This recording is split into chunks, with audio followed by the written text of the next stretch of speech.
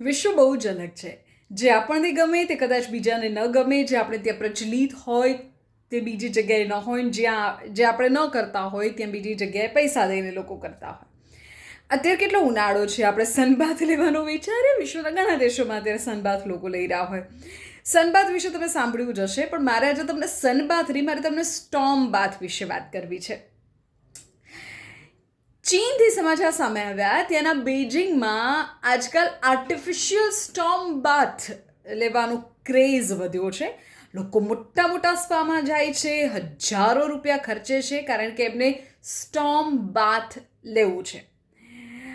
વરસાદ જેવો અનુભવ કરાવે છે, ગાજવીજ જેવો અનુભવ કરાવે છે, અને લોકો ખૂબ મજા માણે છે ને એના માટે પૈસા પણ આપે છે. એક સરસ મજાનું સ્પા અથવા તો બાથટબ બનાવવામાં આવે અને ત્યાં આસપાસ સ્ક્રીન લગાવવામાં આવે.